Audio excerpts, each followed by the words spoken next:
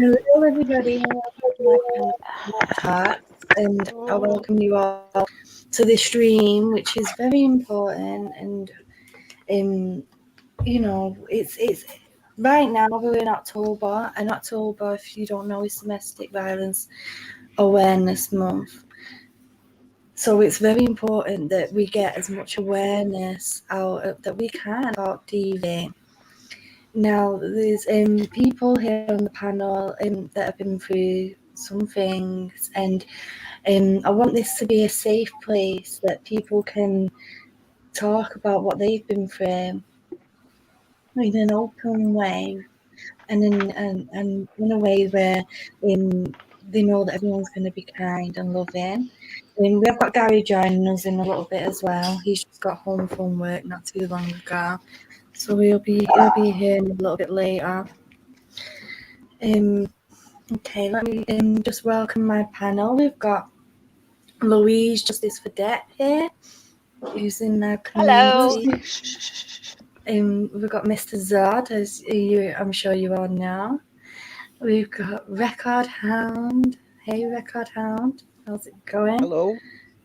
And we've got LC. How are you doing, LC? Good. Okay, well, I'm so happy that you're all here. I just want to quickly say hello to the few people we have here at the moment, which is KK, and obviously Zod there, Kirsty, Anna, Linda A, and EcoSpice. Welcome to the chat, everybody.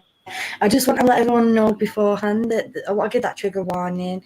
I'm assuming that everyone knows there's a trigger warning anyway, because of the content that we're going to be talking about.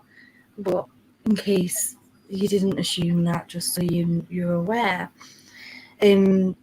Now, I don't know if anybody wants to go first or what, but basically the reason why we're here is we're going to talk about things that we've been through, or it might be people in your family or your loved ones that you know who have been through DV, and how they got on the other side of that, how they was able to get out of it as well, and how there was that story in itself, being able to speak out, it really can help other people come forward, because when you go through DV, you really can feel so alone, like nobody in the world understands, because that is how your abuser can make you feel, that you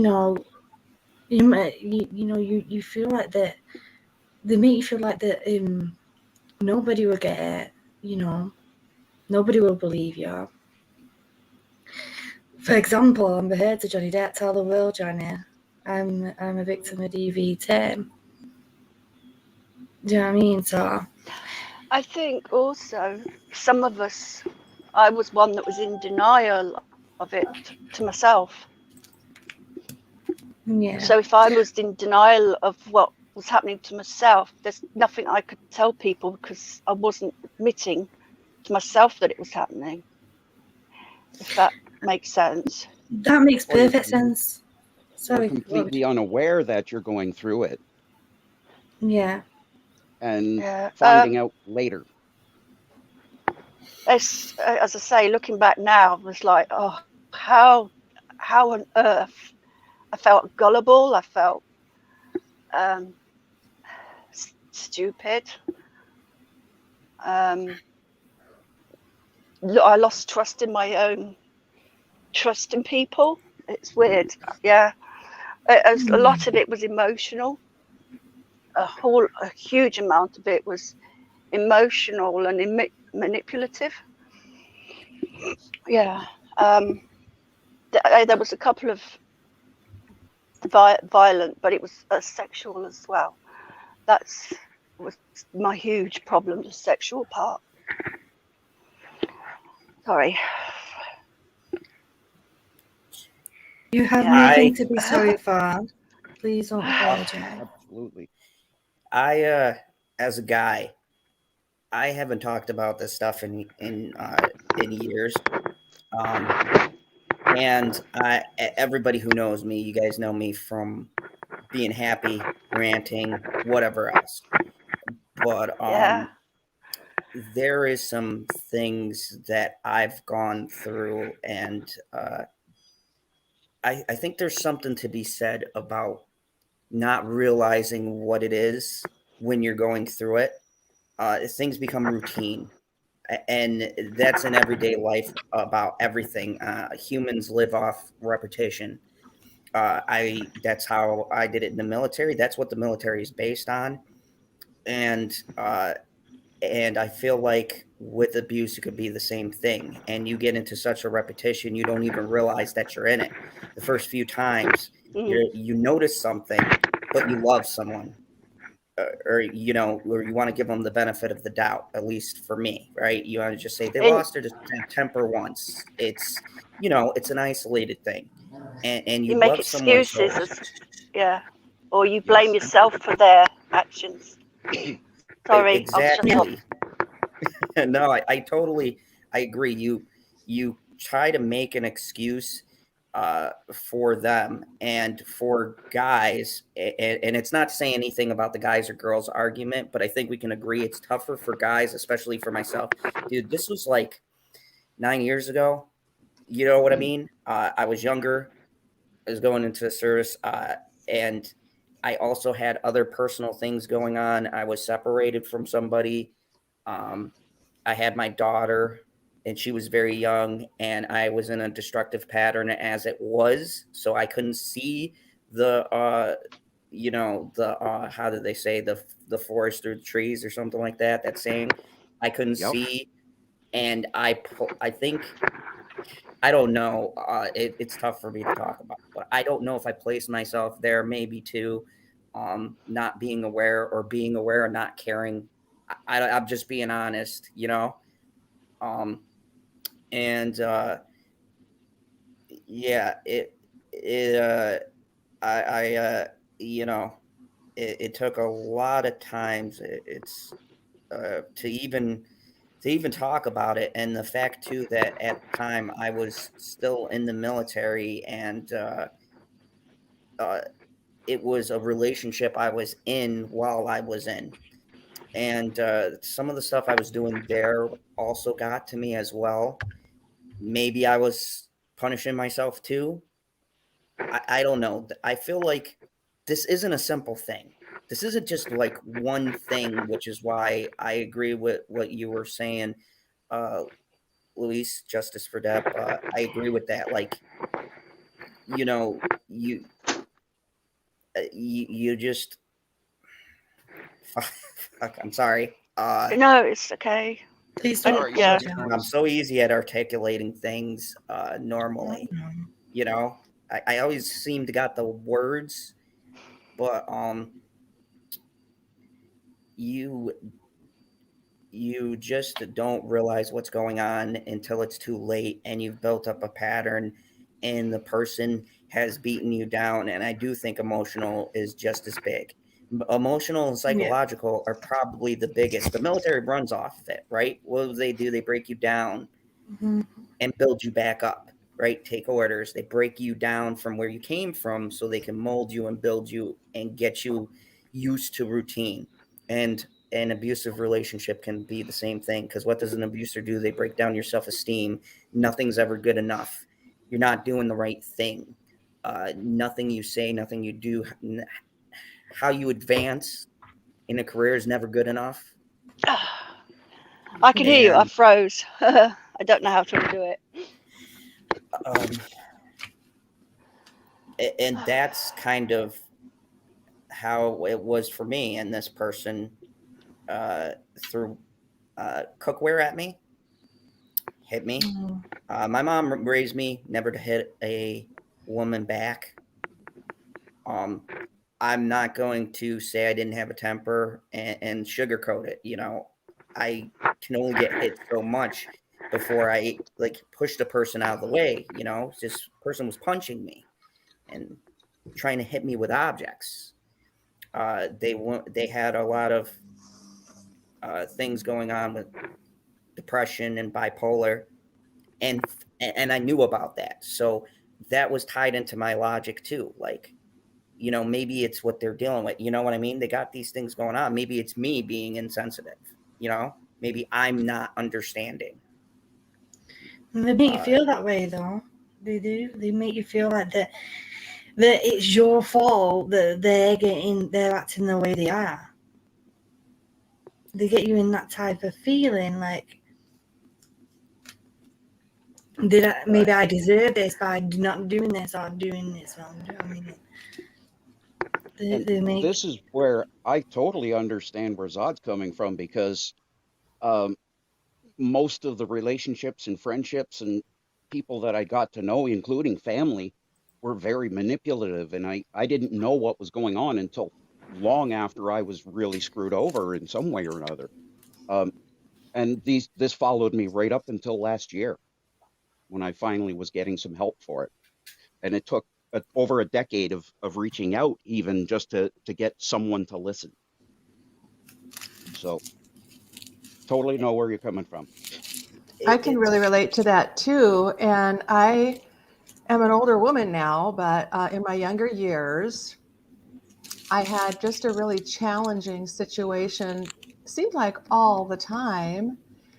And I think part of that for me is related to being Native American and being a part of a Native American community where, generally speaking, you know, there's a lot of good things that are going on, but it's no secret, I don't think, in the world that we have a number of different challenges in our communities that are pretty socially devastating, involving a lot of violence, involving a lot of substance use and abuse and alcoholism and poverty and, you know, just about every social ill you can think of, you know, lack of access to resources, out in the middle of nowhere, you know, all kinds of stuff like this.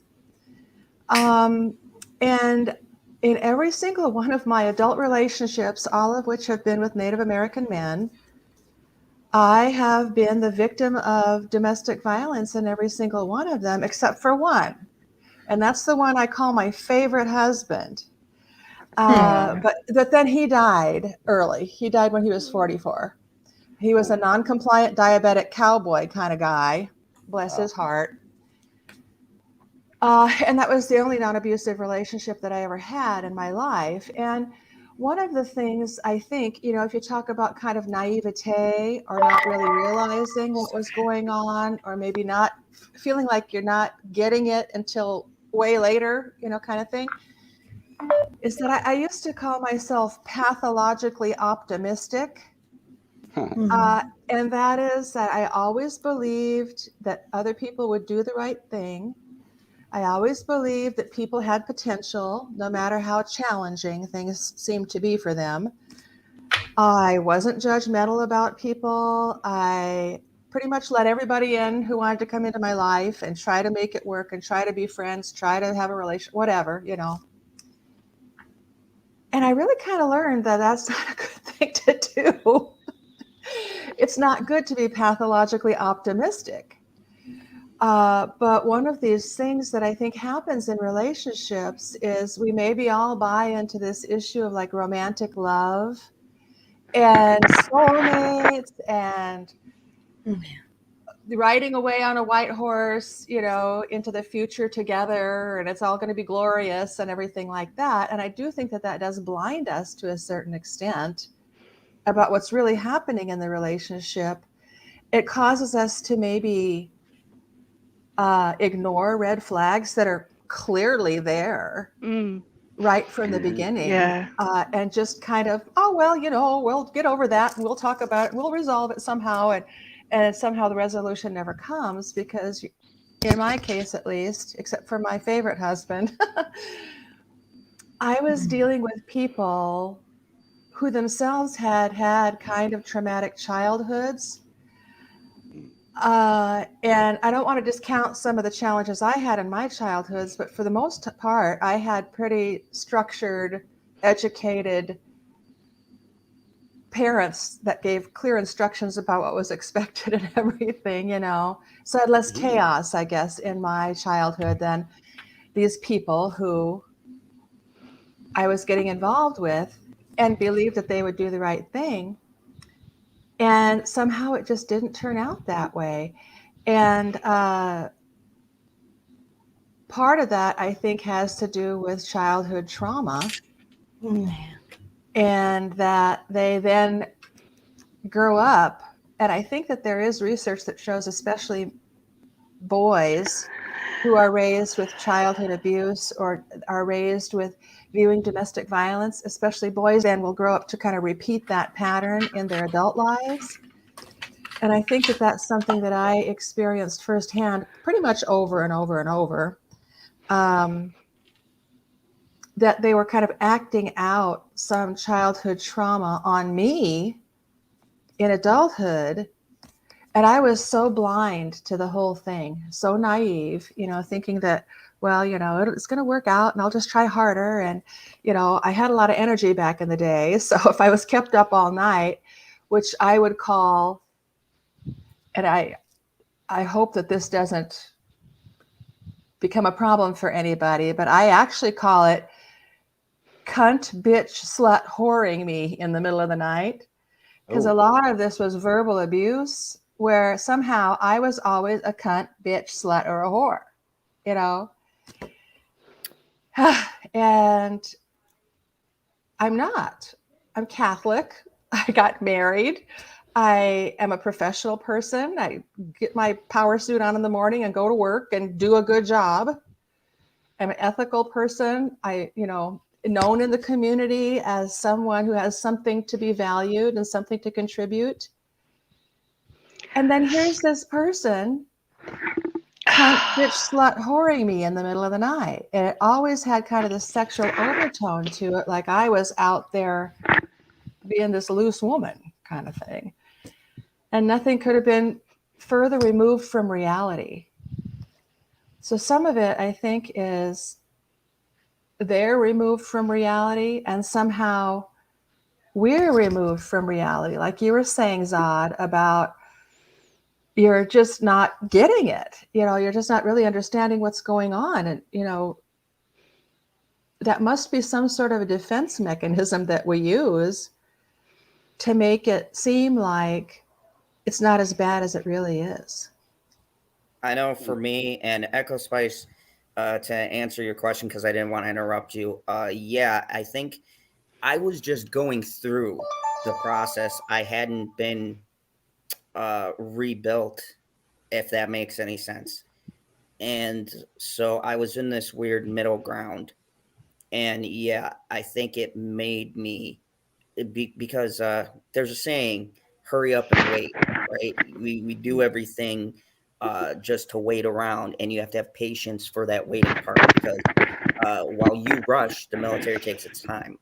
Processing in was a lot easier than getting out. Let me tell you, the waiting I had to do and the paperwork and the DD4s and all this other stuff that I had to go through. Well, I had spent years hurrying up just to wait. So by the time I got to that end process, you don't really think about it till it's been a couple of years that you're out. And you're like, oh, geez, that was a long time. But yeah, I think for me, it was being stuck in that weird place of, I got to a point in my life where I was rediscovering myself. And to go along with what you were saying about something that happened younger, something I've never talked about, but I will talk about today because you bring it up. But I did have an experience when I was younger with an older gentleman did something inappropriate to me. And that's as far as I want to talk about it. And I told my mom years later, I was so ashamed. And I knew if my mom found out, my mom's a 3rd degree black belt and actually maybe a little bit crazy.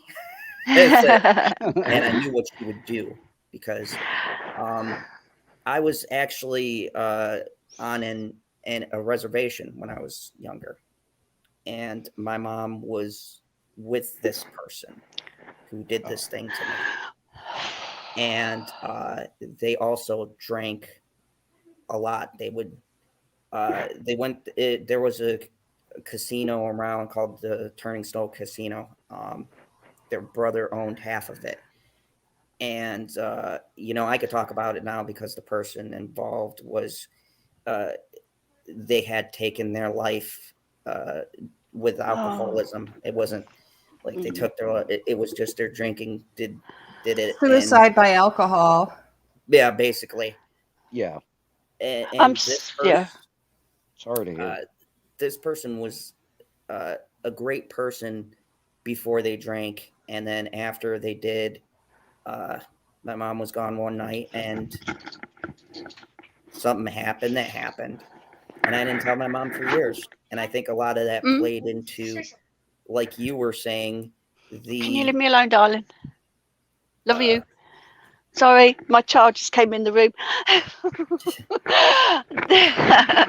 You're totally fine, Louise. I froze and I don't know how to unfreeze myself. You have to exit out and then just click the link and come back in. Okay. Because that happens sometimes. Yeah, I was going to suggest that, but I wasn't sure. I've not used it on my phone for streaming. Bye bye, Alex. Sorry. Hang on, I'll come back then. But so when you brought that up, that's another story that probably only my mom knows, but I'll share it here because I think it's important. Because you're right, it goes to that mindset. It has happened, and I only talked about it with someone in clergy, and I'm not religious, though it was part of recovering from alcoholism myself. Because if I kept going, I probably would have drank myself to death too. Hello again. Hello. Well, yeah.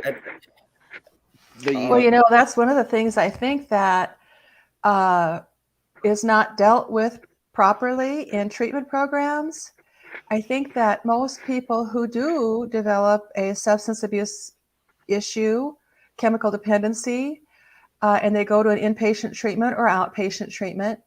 And of course, early on, the focus is on getting off the chemical and staying off the chemical, and rightfully so.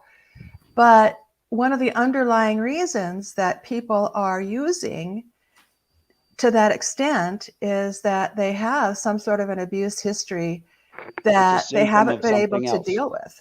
Absolutely. It's a symptom of something else. Yes, exactly. And something else either buried or very close to the surface, though that's and someone wants to numb that. And I was doing that for years. Yeah. And so really then achieving and maintaining sobriety and being clean is the number one task. But in order to do that, a person has to deal with the underlying trauma. And I think that that's where a lot of these programs really kind of skim the surface. And I was a licensed professional counselor for 10 years at one point in time, a great little town in Wyoming, the best years of my life. And, you can only do so much, I guess, but that's one of the things that I saw was really lacking in that program. We had an intensive outpatient treatment program. And, people can't stay sober and can't get clean unless they're dealing with this kind of foundational trauma. And a lot of people then carry that into their adult lives, and some people reenact it, in their adult lives. I'm quite happy to tell you at least that this year I'm a part of trauma therapy as a pilot project in the hospital that I'm in, or I'm an outpatient at, and I've been going there for a good part of this year because of having no identity, no, basically having everything, personality and everything stripped away by the time I was in my mid-40s. So this past year has been a massive discovery as far as talking with a few other people, just like a small group of 5 and a couple of counselors, and keeping with them in appointments for several times a week. This has been so helpful because it's a self-education as well as learning to keep ourselves calm in some of those moments where we might be triggered in one way or another. And I Yeah. don't know about you, but my thing has been that I've gotten a hold of is rage. yes, And I think it's something that nobody talks about because yes, it's like I call it, and I'm sorry, I'm going to get nerdy here, but it's the best point of reference I got is sort of the Bruce Banner Hulk effect kind of a thing. Yes. yes. It's just, I'm a Marvel girl I anyway, so I love that. I totally get it. it's like, it's like a point of having these rage moments, and it scared me to a point because it was not helped by what I did in the service, with the I guess blessing governmentally to do some things I did, and making it okay. And then I get back and it's like, all right, I got nowhere to put any of this. People are recruited for certain things to certain positions because recruiters are trained to pick up, they read you very well, and uh, they can see something that can be molded to be used.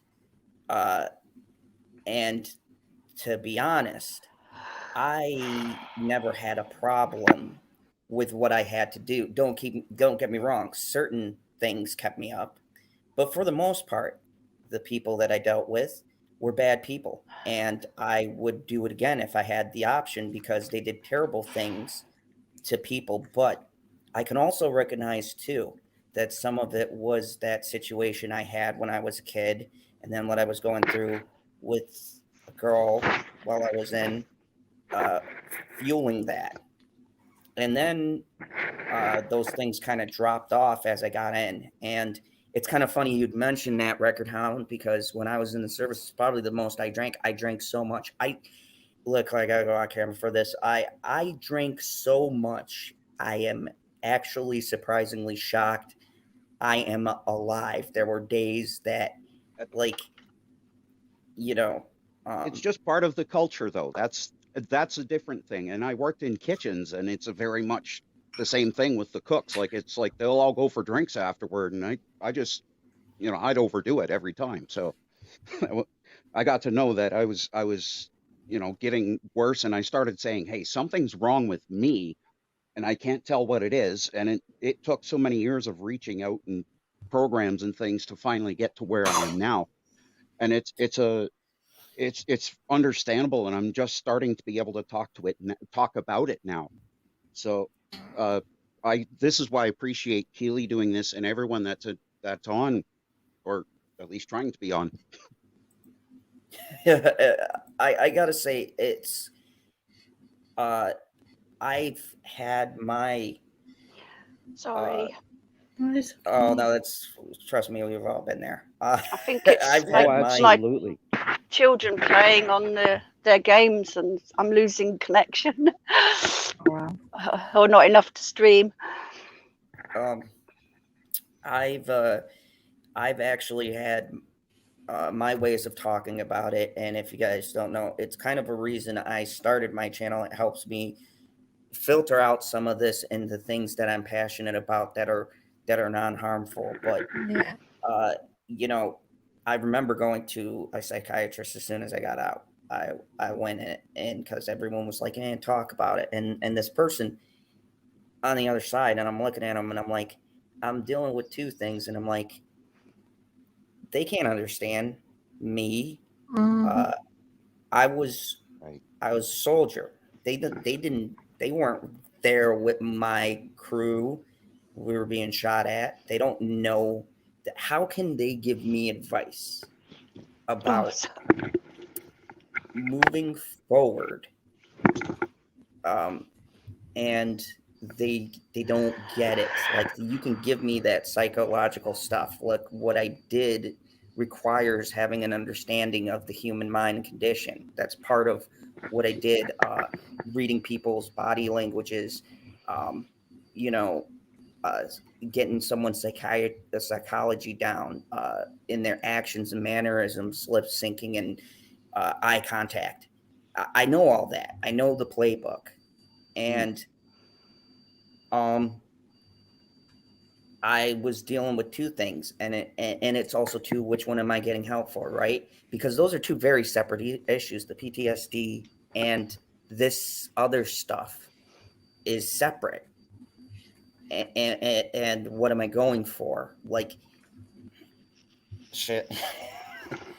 If I laugh, it's just a defensive thing. So don't It's okay. take it like, it's just what I do. I have a nervous laugh.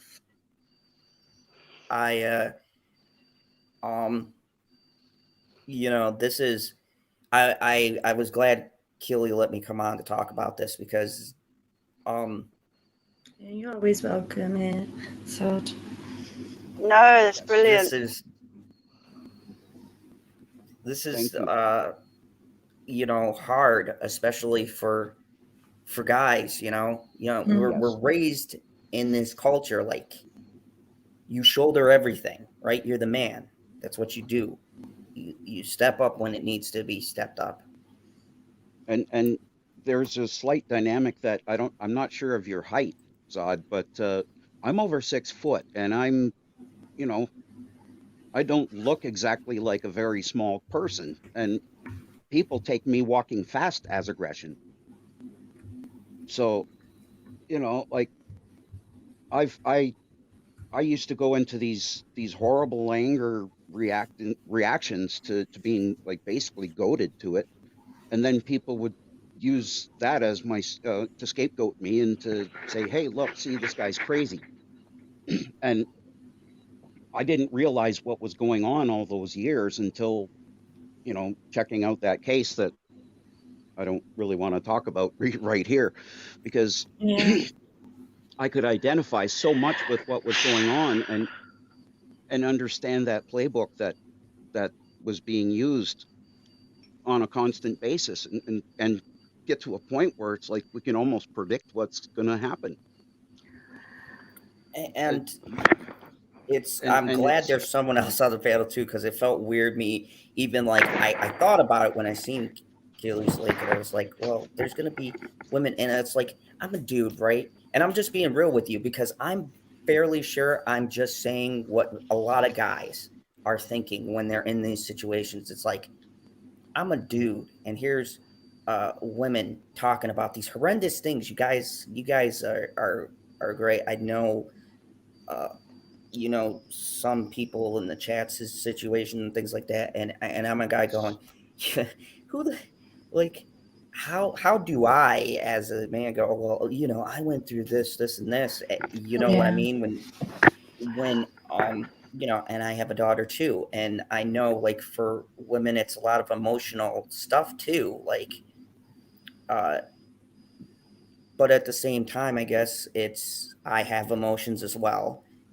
But society says that men can't, right? We got to just take, I'm trying to censor myself, crap. You're fine. No, you're fine. I'm the one that's honest. Yeah. Oh, right. We just I apologize in advance if I say words. Oh. Okay. Say whatever you want. Zod, I actually feel that for men, it's on a completely different level. It is worse. I'm saying it as a woman who's gone through it. I actually do think it's worse for men because there's a stigma about it as well. That, men are. My brother won't talk about what happened to him. I cannot get him to open up. Nope. So I just, for what I've been through is bad. But I do, I've got complete sorrow for what you guys go through because you can't really, it's not really out in the world as well. Just Johnny Depp as an example, he's a minority. What on earth is he going through? And it's all in the public. So you guys don't belittle what you're going through. For me, it's a lot worse for you. Yeah. I'm saying that. There's been it's been used against me, like just my gender as well as my Yeah. size. That like I'm trying to say what I could, and I would get I would suddenly just lock right up because I couldn't speak anymore. And then the only thing I could do next was have an angry reaction, and that was quite often very loud and explosive, which I just, you know, I would totally, lose it angry. And thankfully, that's one of those things that can be helped. It's just no one, I couldn't help being emotional no matter what. Like if I was somewhere and, at least if I could get away somewhere, then I'd be bawling my eyes out. And, you know, Well, it, it's not something people understand when you see someone who's over 6 foot, especially a guy, that they're doing well, that and just also to be fair, I think that a lot of women experience the same thing in domestic violence situations or in childhood family violence situations where there's not a safe place to disclose. There's not a safe place to find. Um, you feel stupid. You feel like you're alone. You well, feel like there's nobody's going to help. You feel like maybe you did something wrong to deserve it. You feel like you're actually the only person who's going through it. And that's during the same school. that's the same for anybody who's going through that. To me, when the men's issue comes in and the reason that they silence themselves, lots of DV victims, male or female, are silenced. It's And it's the way the thing works. this is Um, exactly what happened over like just throughout public school from, kindergarten up to grade 7 when we moved away.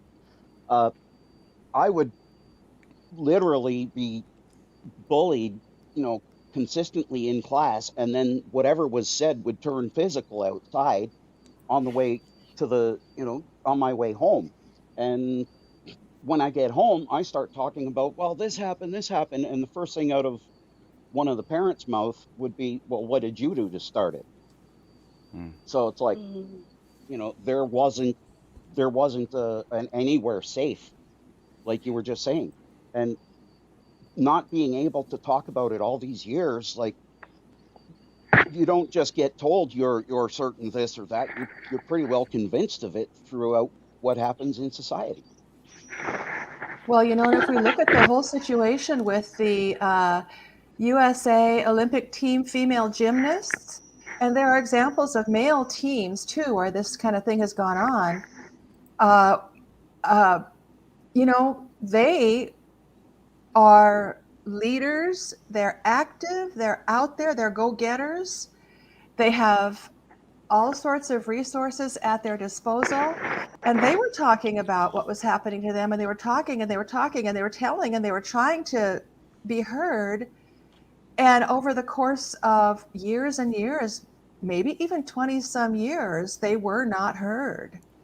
Wow. And so it's like a deeper societal problem where, there's probably a lot of parts to it, but children are not listened to, children are not heard, children are blamed, children are ridiculed, children are silenced, and they're trying to express what's happening to them and try to find some safety, and it's just not available. And I think that, being a therapist for so many years and then being an attorney for so many years, I used to think back in my naive, pathologically optimistic days, I used to think that child abuse was the exception rather than the rule. And anymore, and I hate to sound so cynical and, devastated or whatever, but anymore, I really do believe that child abuse is the rule rather than the exception. And then people carry that trauma into their adult lives, and then try to have adult relationships where they're importing all this crap into their adult life because they have not had an avenue to resolve it. I'm not healed from that. Yeah. They say that in the first 5 years of childhood is when like your mental health for how you're going to be as an adult really develops. You know, that's why you have to like pump so much love into a young child, and be as understanding. And it's like, for example, like some people question my parenting because I parent a little bit different to some other people, but like when I tell my children off, I'll explain it to him. I'll have a conversation with him, and some people like they don't understand. You know, they're only like the 4, 5, and 7. But I've always done that. I've always explained it to them from them being so young, so they can learn and develop them lessons as they grow up. Do you know what I mean? I don't know if I'm doing it right or wrong. You know, I'm only human. But me myself personally, I experienced what would be considered as child abuse. My dad was awful. He was horrible. My mum had to run away from him when I was 7. He used to. I remember one time that me and my brothers were playing in my room, and my brothers were chasing me with something gross, and I went onto the top bunk bed, and my 2 brothers chased me and was fighting with me, and the bed collapsed forward, and a nail went in my leg. I've still got the scar today. And when my dad came in, because my brothers were scared, they blamed it on me. They said it was Keela's fault. You know, that I'm not going to blame. I don't blame him for that. They were terrified, bless him. So, because I got the blame, my dad pulled me off that nail, my leg bleeding, and he put me over his knee and he smacked my legs until my back and my legs were bleeding as well. And then he was just horrible, like, he was awful. And that does play on your head as you grow up as an adult. But there's 2 avenues you can take. You either become the empath and the understanding type and wanting to love and help heal people, or some people do go down the route of repeating them cycles. Not every person who's been through child abuse is an abuser themselves. Right. Well, see, there's been a difference in the way that I was brought up was not to fight, not to, be as passive as possible as well. Try and use words as much as possible, though the problem was I began to not be able to speak, and it got to be quite a problem. And instead of just being able to grow up with um, no violence, at least at home was okay, but the violence was at school, Yeah. and it was a constant there. So that that ended up following. I brought myself along, so I ended up bringing myself to high school, and I was just going through the same crap that way, and that's when I started drinking. So, Yeah, I mean, Reckerham, you're like my spirit animal, but I'm the inverse. I was taught, while my mom, and bless her soul, she's a wonderful person, not a knock on my mom, but my father was not in the picture, let's just say, for some points in my life. And yes, we have a good relationship now. You guys have seen him on my channel, whatever else. But as a kid, not so much. Not that he wasn't trying to be a good guy. It's just because of personal things, he wasn't there for me. So my mom took the brunt of raising me. And her philosophy is there is that don't hit women, but at the same time instilled the things because, she wanted me to be a man, you know what I mean? Yep. And instilled those things into me. But I really didn't have the counterbalance. And my mom and dad's philosophies are kind of different, and that's probably another topic for another day. But it was very conflicting. So I was the inverse, where I looked for fights. I picked fights with people. I became very combative and cynical, on top of the other stuff that happened to me with the SA when I was a kid. It all had nowhere to go. So I took my rage out and purposely picked fights with people. And I think about it every day. I could have been one of these people that you guys are talking about on this panel to another woman. I don't know how genetically or what the science is behind it. It never, and I think some of that is being raised by my mother. I just never had that urge to take it out on women, but it didn't mean I didn't take it out on other people. I took it out on my teachers. And I look, I'm not perfect. I can come on here and admit I'm flawed. I took my anger out on specifically my male teachers, other students. I wouldn't necessarily start a fight like a bully, but I wouldn't run away from one either. And I would be quick to engage with an insult, knowing what the outcome was going to be and wanting that outcome. Well, you know, and actually the difference about that is that victims can either externalize their troubles and their attitudes, or they can internalize. And what you'll generally see, generally speaking, is that a child that externalizes the troubles that they're not able to resolve does become the acting out child, the one that's the disciplinary problem, the one that's hard to control, the one that's telling everybody, hey, you know what? And I still do that to this day. And the internalizing child is the one that takes it all into themselves. They put it in and bury it. They get depressed. They get helpless. Yes. They get mad at themselves. They get, alone and solitary. You're talking my wheelhouse right there. That's my wheelhouse. That's exactly what happened over the years up until last year. Absolutely. And this year was the first time. Me too, DJH. Me too, man. I'm right there with you, and I'm sorry to cut in on you like that. I apologize. Please do.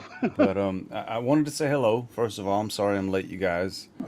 It's been a long day at work. I had to change my shirt and everything. And TGIF. Oh my God, yes. But it's great. It's so great to see every single one of you here. And I thank you so much for, supporting my girl Kaylee and what she's doing right here, right now, because this is therapy for me as well. Just hearing everything that you guys are talking about, and Elsie, the things that you were everything that all of you guys were touching on, is spot on, and for me as well. Like I was more of that kid where I would just take it internally and just take it into myself and just get into that depressed mode and lonely mode and all that stuff. But I don't know. I think the way I dealt with it was I was just nice to everyone. I was always told, just kill them with kindness. Kill them with kindness. So I would just be kind to everyone. I've never gotten into a fight. I've never ever gotten into a physical fight with anyone in my life because I was always able to just be able to talk to. Oh, go ahead. Oh, I was agreeing with you because I had a totally different reaction. It was almost like the male version of a Karen, and that's why I don't mind using. I don't mind using my own name, Darren, for that. All right, like describing there you go. Being a Darren, and that's it's great that you have that very calm reaction that you can do, because but it even can Zod get was tough, saying though. earlier, that rage that just come up and it's like out of nowhere. Yeah, And that rage does happen, though. It does happen.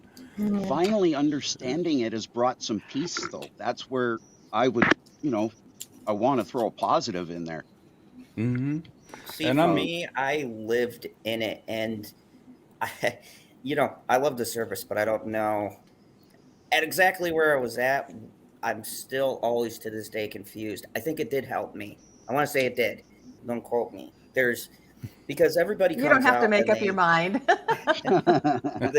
everybody comes out and they say this or that or this or that, and I just want to be real with people with how the experience is. It's not to say that I diminish it, but it's what a lot of service members don't want to say. But I do tell new people who have talked to me to be prepared to give a lot of yourself. But I felt like myself was broken. I right. felt Yes. like in the process I did give that poison away because it was killing me. Honestly, my relationships were all dying. With my ex, who I have my daughter with, I recognized too that we were both terrible for each other, but at the time I didn't realize it. And that one wasn't abusive. It was more of us just neither both of us and wanted the idea of love, you know but Yeah. we both had situations. She had her own personal things, which I'm not going to discuss because that's her own story, but we were along the same lines, let's just say. And two Well, people like that is, I found, uh, it doesn't work if both of them haven't gotten past their own issues. Yep. And so I admit, we were both pretty destructive for each other. So it didn't work out. And then I went into the military, and then I just sought out the other girl. And she was very, uh, very yelling. And like I said, maybe it was just the feeling of punishing myself. It was like everything in that time period. I took the most dangerous assignment.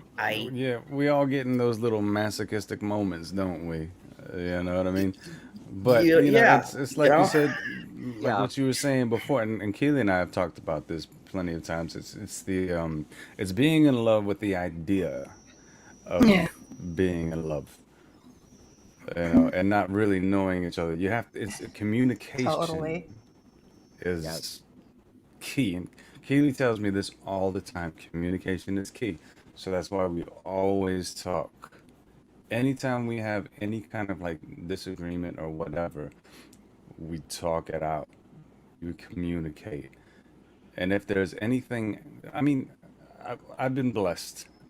I'm dare to say that we both been blessed that anytime we talk something out, we can come to an agreement.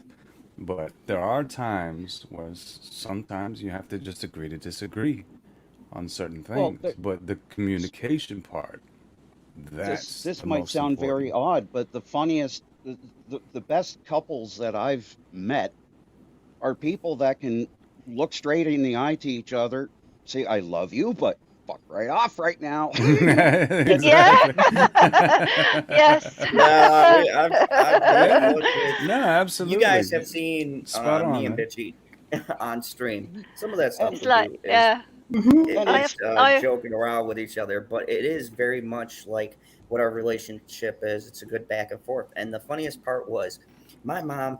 I'm so glad she doesn't watch these streams because she would be like, "I told you." But No. anyways, my mom would tell me, "Son, your problem is you're looking for something," and it was because I was so hurt, I was so angry, and those moments, even if I'm having temporary love, felt good. It calmed whatever inner demon inside of me, whatever rage. It calmed it for the moment. Having somebody see, that's why I never got the physically abusing and emotionally abusing people, because for me I kind of almost used it as a crutch, you know what I mean? But I wasn't very good at it because I didn't know what I wanted for myself. And Hmm. so when I got out and I started teaching at a karate school, and my master, he helped me out a lot through stuff. The military was the start, and then my master, who's now he's a minister now. He's well, a great several guy. martial arts are exactly that. They teach you Mm-hmm. a certain calmness and spirituality to Yeah. go along with it, and And it or at saved least me. teachings at least to go along with it. So that's awesome.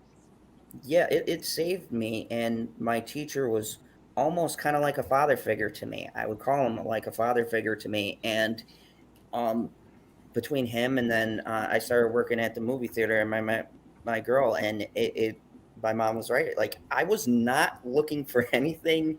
I even went in there saying, like, I'm not going to date. I just have this personal rule. I don't like dating people I work with. It's just never turns out well, typically. It's disastrous, but, you know, it happened. And when I finally have been in this relationship with her, I see now things, they even catch me off guard, and they make me a little weirded out, because I'm like, so this is what it's supposed to be like. The person is supposed to do this for you too, like, because I never had that, you know. I never. Well, It was always here's me a word. giving. Sorry, go ahead. I mean, it was always me giving so much. Like, one girl I had, I gave everything I had to the relationship, and you know, she even cheated on me, and I forgave it, which at that moment it was done. But it was always me giving and not getting anything. And then finally, when I met my girl, and it was this weird, I do something, she does something. I'm like, wait, hold on a second. This is what relationships are? Like, I hope I don't sound stupid, but that's No, you don't sound like, stupid. No, at actually, all. I'm No. laughing. I've No. been in the therapy for this, and I totally get it now. That's why I'm laughing, because it's like, oh, I finally understood, and someone else is talking about it again. This is good. Well, Yeah, you know what? exactly. For my situation, Keep that comment you low. know, I have put up with an astronomical amount of dangerous bullshit from the men in my life. It's just really outrageous. Well, there's And been I, stuff happen, and there's a word that I'm pretty sure everyone on this panel can completely understand with, or probably identify with, codependency. yes, and at some Yeah. point in my healing journey, I became strong enough to not victim blame myself, but to say to myself, Lisa, what the hell is going on with you that you continue to get into these relationships with these really awful people? I know. I felt like I had a sign on my head, like, narcissists, Yes. come here to me. Feel And like, Yeah. part of it is that I was raised that, you know, you need to seek a Native American spouse because that's your responsibility, because then your children will have enough Indian blood to be enrolled with the tribe. They can be an enrolled member of the tribe. And this is an incredibly important, crucial decision to make in my family All right. in choosing a spouse person. oh, can I And just put in so, 1 second? Because you brought up the child thing, and I just wanted to touch on that. I had the same situation, and women, it's guys too. My father was like, well, son, you know, when are you going to have a man to carry out the name? And I go, I have a beautiful daughter. I'm done. This is it. I tell Sierra every day, I go, you got sisters on your mom's side? And my girls in the background going, imagine how I feel. I go, yeah. Hey, Vinci. Because she's like, Tell her we say hello. she's like, nah, I don't want to do the kid thing. And I go, I'm fine with that. I'm Well, good. I got a because kid. because of what I ended up with, This is my kid. or because of whom I ended up with, and the way I was, I'm just glad there's not another one of me running around. oh, no, don't. oh. No, That's You're record lovely, down, I Crocodile. understand. Where did the I black understand screen that. go? Mix my genes with someone else that's just way off the chart worse, and you know, hey, I wouldn't want to be that kid. I mean, I totally understand, because when No, I came you're back, good. I didn't Man, have the greatest contact with my daughter, and some of that was because of what I did in there. I said to myself, there were some tough things involving kids that I had to do. Mm. And, you know, with them pulling a weapon, and it happens. And when your life and your unit's life is threatened, you got to do what you have to do. But after it happens, you have to go back to your kid. And it weighed heavy on me. I had this thought of how do I tell my daughter to be the best that they can be and do all of these things. And sometimes I've had to do these things. And how do I explain, well, it's a morally gray world out there, you know? And sometimes the right thing isn't black and white, you know? It's not, this is the way, you know, there's a shade of gray. Well, the old hit that Kenny Rogers had out, Coward of the County. No kidding, though, because the story is of this son that, you know, his father's been imprisoned and he's done a bunch of bad things, I guess, but he's telling his son, like, don't be the way I was. But at the end, the son finds out, well, hey, Dad, sometimes you got to do what you got to do. Yeah. And that's always been my hardest part. It's like, and the thing that pisses me off, oh geez, I used that line. It must be just a staple. But the thing, no, it does really piss me off. Zod's here. What pisses me off? The thing that pisses me off. Okay, I'm back. Hello. Welcome back, love. It's good to see you. I froze and I didn't want to bother you all. So, yeah. There's something I wanted to say that was quite important to me. I had a fantastic mum and dad. They were very loving and I loved them. My dad's passed on now, but I loved them to bits. It was an external family member, a relative. That was sexual assault, but it wasn't forced. I was made to feel special. So I have a lot of self-blame. And I don't think there's a lot of people out there that talk about being made to feel special, encouraged, whereas you hear of people being forced into it. So I came away with an awful lot of disgust for my, it is grooming. I had a lot of disgust for myself over that. And it took a counsellor to say, you were a child and you were looking to an adult, giving you adult guidance, and that was the wrong guidance. It is on that person. I'm young, I'm 6 to, I'm not, at the time.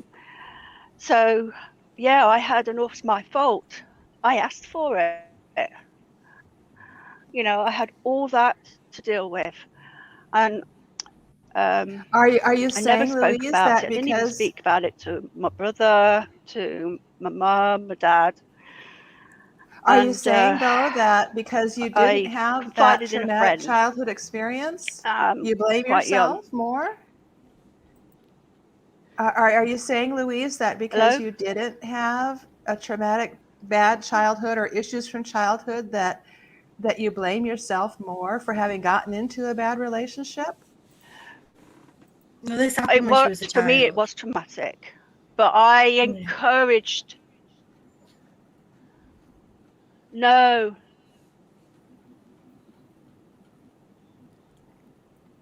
What was it? Go on then. No. Yeah, this is I'm on about. I've got 2 separate things. That's why I feel as though I had target on my head. As a child, it was a relative, and as I say, I confided in a friend. And we went, I'm talking about, now I'm an adult, I'm sort of 16, 17, and I was in the pub, and we both got a bit tipsy, and my brother was there, and our other friends were there, and she blurted out, well, I'm going to say uncle, it wasn't my uncle, it was someone else, but your uncle, he was a bit pervy, look what he did to you when you were a kid. And my face just dropped. And my brother was there, and he goes, you what? And I just felt as though everything had come out. With my friend, I ran away. I just ran out, bawling, crying quite a bit. And my brother caught up with me and he goes, you need to tell me what went on. I said, oh, Paul, it happened a long time ago. Let it go. And he goes, no, you need to tell me what. And I said, why? And he goes, what do you think I went through? I thought it was just me. And we both suddenly had, oh my God. He thought it was just him. I thought it was just me. And it was like, holy, you know. Yeah. And that was like, I went from still liking the person that had done it to me, but didn't like what had happened, to how dare he do that to my brother?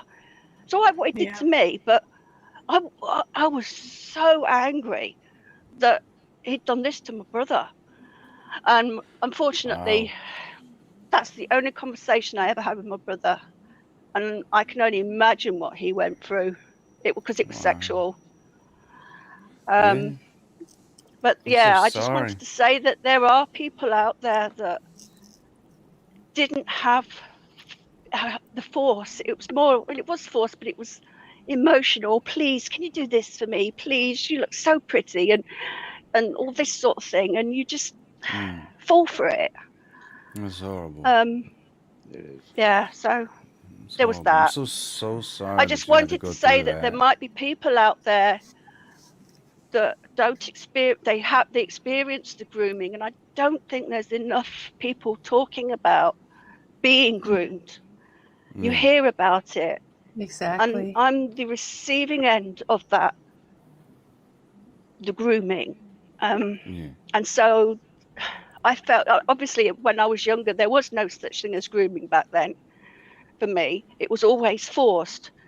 Talk about it if there's something that you don't like that you're being forced to do. And I'm going, well, it's not forced, so it must be all right, sort of thing.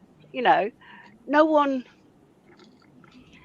it's hard. I had so much self-disgust. Let me just say that I'm very, very happy and proud of you to get this off your chest and to speak it out loud. You know. Yes. Thank you. And the love that you had for your brother, you know, that's obvious. But to be able to finally get it, you know, just spit it out, get it off your chest, that's the first step. And I'm super proud of you, and I love you so much for that. So thank you so much for I getting ended that up off your chest. telling my mum in the end, because it was very close to my mum.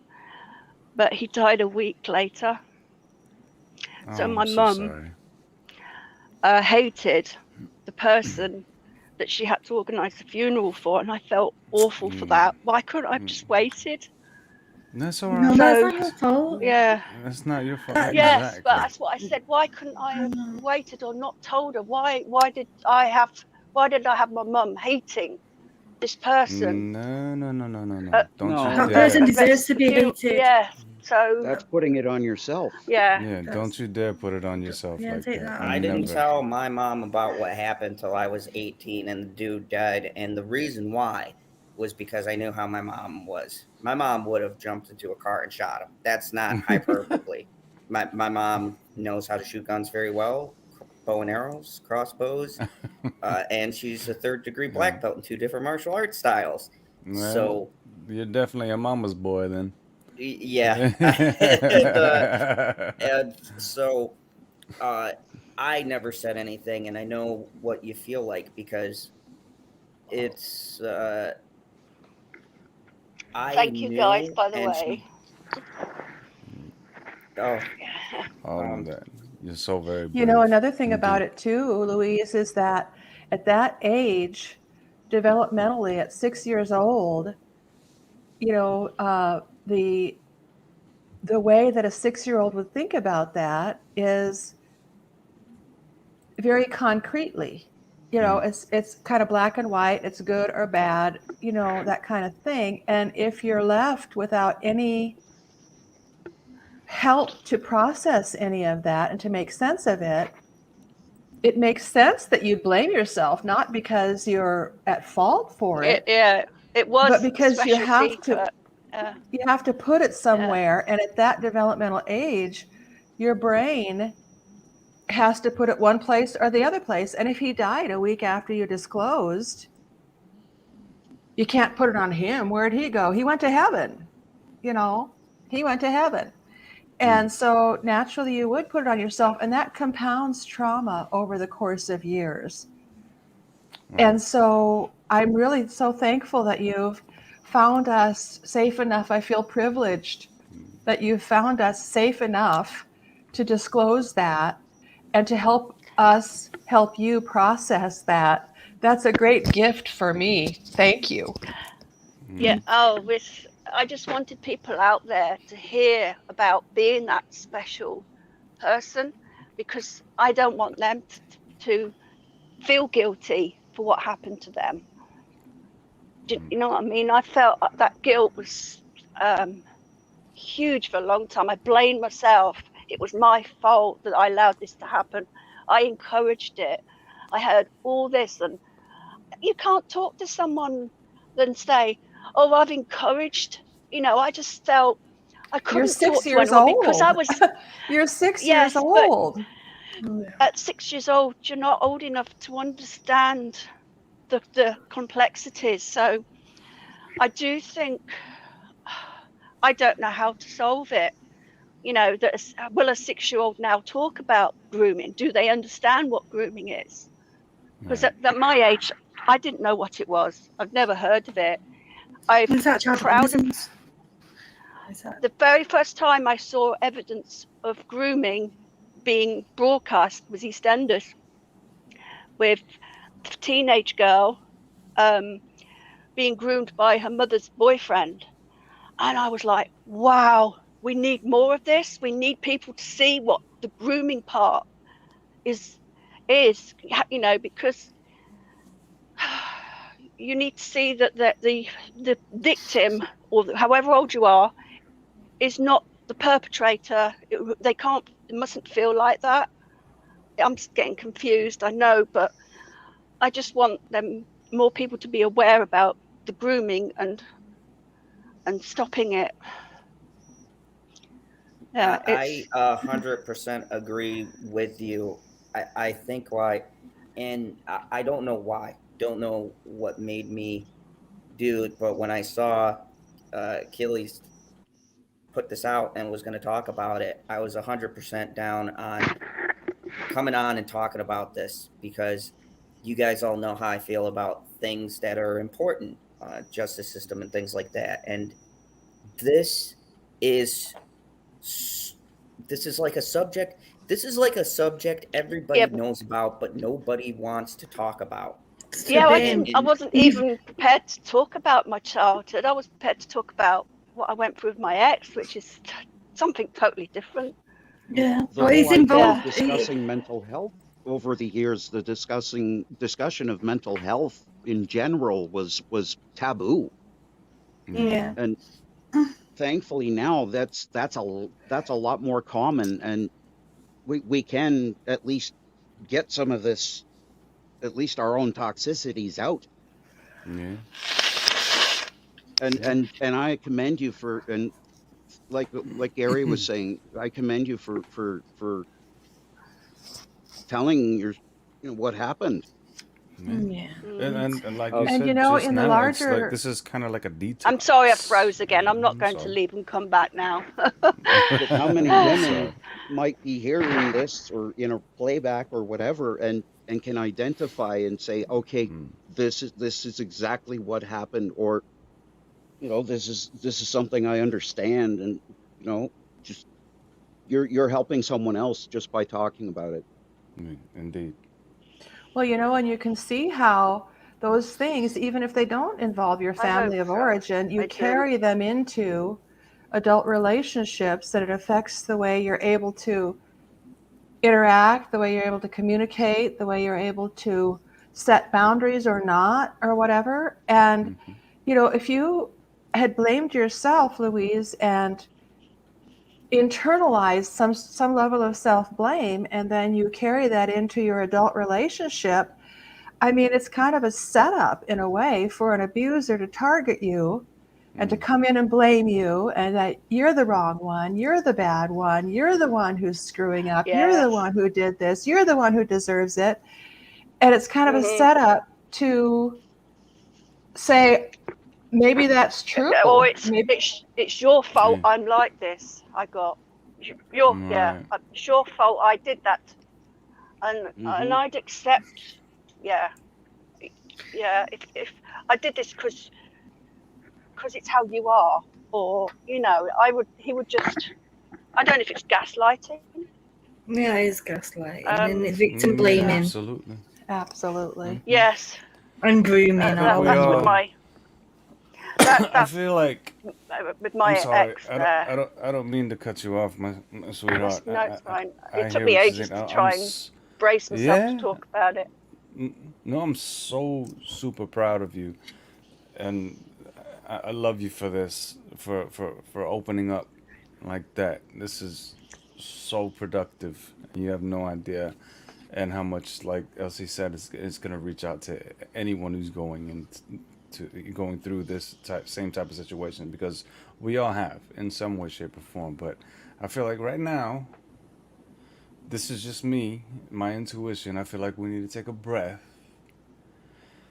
and just appreciate what we have right now with all of us. Let's just get a good feeling going, bring the good vibes back, and then what you want in a relationship is to be able to appreciate each other, communicate, not point the blame, but ask each other how we can make this work when it comes to a relationship. All right? But that's off the table. Right now, let's just all take a breath and just breathe in good thoughts, exhale the bad thoughts, and let's just appreciate what we have right now. And I appreciate every single one of you telling your stories, getting it off your chest. This is a wonderful thing. And I love you, Keely, for doing this. Thank you so much. This is therapeutic for all of us. This is So, healing. Can I just add something? yeah, yeah, absolutely. Go ahead. We're not finished. Don't worry. But this is Yeah, no, healing. this is just a breathing moment. That's all. Yeah. We need a breather. Well, the reason Yeah. I was trying to interrupt is I'm drinking, but it's there's not a count of alcohol. there's a count of Oh, we're gonna get there, back there's into a that count of 4 conversation. in and 8 out. If you can remember that for the breathing, the Say again. count of four in and 8 out. I never make it to Because 4. I'm too angry. oh, exactly. And you might I'm not the be only able I'm to guy sorry, make who I it to failed froze at again. breathing exercises. Like, so my counselors and stuff would tell me about these breathing exercises and counting. Is anyone else here and in the chat? I'm gonna lighten things up for a bit, guys, so we can There take we a little go. break. But does Yeah, go anyone for else it. here and in the chat get a little pissed off when you have that person who tells you, okay, I want you to count to 10. I never make it to 10 without getting more pissed. What the hell is the Yes. point of that exercise? I'm like, I start off like, okay, I'm angry. 1, 2, 3. How long is it going to take for me to get to 10? It never worked. I don't 10 is endorse too it. long. Don't make me But do it. honestly, though, I just did the 4 in, 8 out. Regular hound, on point. It feels good. You know what? I shouldn't have to work to calm down. I know. Well, you know what? You know one that works for me, because it distracts my mind rather than counting to 10, is I'll pick a colour in my mind like red, and I'll find all red items in the room or something, because it distracts the brainwaves from anxiety or anger or whatever you're experiencing in that moment, to focus on the interesting. things around you. Like I had a panic attack about a week or 2 ago. I can't remember what it was about now, but I was walking on the road, and I was like black, and I was looking at things like black. I was black road, black in my mind, black road, black car, whatever. Then blue sky, blue van, blue sky, and it gets your mind. The brain is easy to trick. Do you know what I mean? Like, it is very, very easy to trick. So, like, these little techniques, right? Like, if something like counting to 10 ain't gonna work for you, doing something different like this, it really does, because it confuses the mind to start thinking about angry shit for a minute. Yeah. And or Well, look what? at describe three Yeah. things in the room or something like that. You know, Yeah. it's How I about put very on easy. how about this guy right here? I put on a piece of music that I like, Okay, that worked. You Oh, see, music I- always helps. and Jerry knows me. I Oh actually yeah. I go into the music and I listen for the drum beat, and I just focus on the drum beat, and you know, Nice. and then I stop, and then I'll see. Okay, now I'm going to listen for the guitar. So I'm completely focused right into that music. I'm not just listening. I'm actually waiting, and it completely makes me forget. And I found that works an awful lot, because music's good to listen to, but Yes, to ma'am. try and work out what the drum beat Oh, is, what the look at that guitar beat screen. is. Yeah, You see what that yes. is, Louise? Is that mute? Yes, of Look course. at that collection. Oh my Wow. goodness. Let me just Holy make Just it heating cow. up, so bigger for a it, second. it'll take a little while for the light to get a little brighter. Wow. That That's amazing. Holy cow. That's just yeah. A to Z and the compilations and soundtracks up top. Oh But my good. Wow. DJ H, will you marry me? Sorry, kid. Oh, thanks. I can. See, so getting into music is very helpful. It's Yeah. and this What? section Yes. here, Oh my God. I have to point these out here because comedy has been so helpful to me over the years. Oh, those are comedy And records. that's the comedy section, but down below here are the children's section, because I found stuff over the years that just over time. Oh But my God. I'm going to ask um, a really way out question. Do you have? It was Go Moog, a record. It's about 1970s. oh my God, And I remember want it. as a child listening to Mouldy Old Dough. Oh, I have a 45 of that, Ooh, the 45. and it yeah. was by Lieutenant Pigeon. Yeah, something like that. Yeah, it was a Moog synthesizer or something, wasn't it? That is It was pretty well amazing. a drum and piano player and a weird, you know, chorus Yeah. that goes with it. It's really good. This is ridiculous, DJs. You can use that room as a movie set. Yeah. Yeah. This is You How honestly could. do you get round the old records now? Because things have come away from records and gone on to like DVDs and CDs, haven't they? Oh, Yeah, they, you they, just- oh no, they got records came players back about a players now. decade ago. Yeah. They started pressing vinyl again more regularly about a decade ago. So it's Oh. mostly vinyl outselling CDs now. Yeah. Really? Oh, good. Yeah. Gosh, I have to get my old record player out again.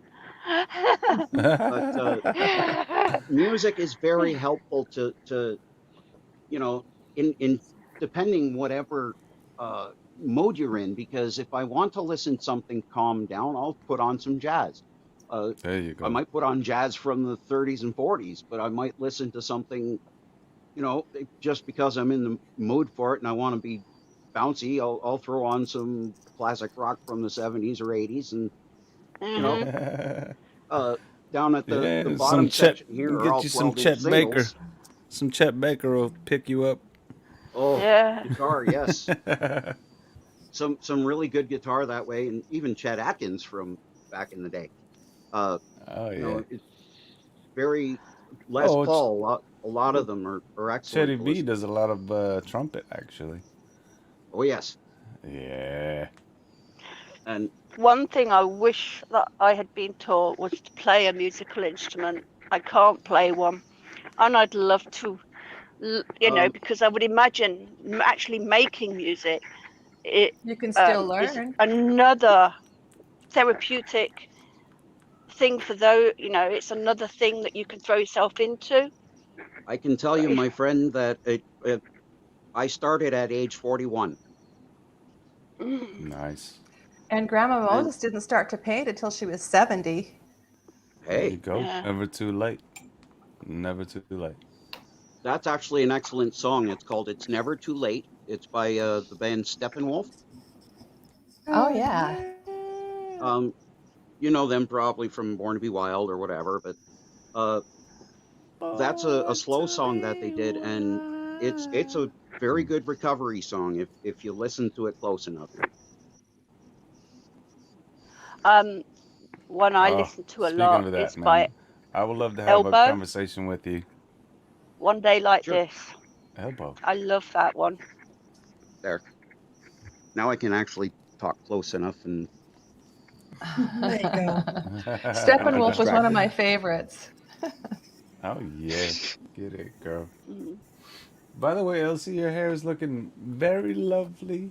By the way, Thank you, thank you. I love it. Be Well, right back, guys.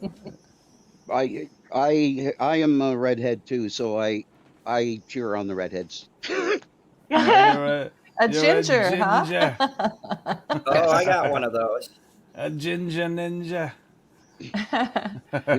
I have one Well, aunt on my dad's side that's a ginger. She's more like kind of like an auburn ginger, and oh then yeah. her skin is almost the same color, and then she is just covered in freckles that are all kind of the same color, and Yes. she's gorgeous. That's so Yep. cute. I love that. And And Well, I then gotta be honest. I don't know if the ginger I inherited would like if I called them gorgeous, but yeah, all right. But they are. I'm talking about my co-host. I'm really hoping he doesn't get like a thing in here and be like, "What the hell is this guy? This Well, guy." What the hell are you talking about, Zod? oh, Jesus. God. Is Are that you Daddy gonna Zod? you're gonna freaking plug your channel again? What Oh, the yeah. freaking hell? Yeah, I don't ever go to his Well, channel. go ahead, man. Plug it in. Plug it in. Plug it in. No, speaking of though, man, you guys definitely go to Zod's channel if you're new here, if you're not subscribed to Zod or Oh, anybody geez. else here that has a Zagum channel, just please do show some love. It's phenomenal stuff. I What think I everybody does here. unsubscribe to all of you lot that have got your own YouTubes. I'm sorry, I don't have a Yeah. YouTube, and I'm not sure I want to go down that road, but I'm greatly subscribed to all of you. Let me just Thank give you, sweetie. some better advice to everyone who wants to start it. You have to give a bit of your soul, sell some of it to the devil, or YouTube corporate, and then you have to shamelessly plug yourself and feel dirty every time. Then after that, you get a sponsorship. The real my sponsor's gonna be like, you're not supposed to tell our corporate company secrets. They'll It's tell like you to go being plug held. yourself. You're supposed to love this. You tell I them it's actually have a awesome. channel, but I have done absolutely nothing with it. And I was surprised yesterday. I got a new subscriber kind of out of the blue, and I'm like, "There's nothing on my channel. Nice. You're subscribing? I don't got anything for you. Sorry, babe." Well, Actually, That's a I- lovely I- person. I tell a lie. I did have a YouTube channel when I was with a clan, and I did a video clan. of all the clan members. Yeah, I was in a gaming group, and I uploaded this one video. It was about 13 years ago. And it's got like 70,000 views over the 13 years. What? Wow. Right, but I have no subscribers. Get back on the thing. But it was Rome Total War.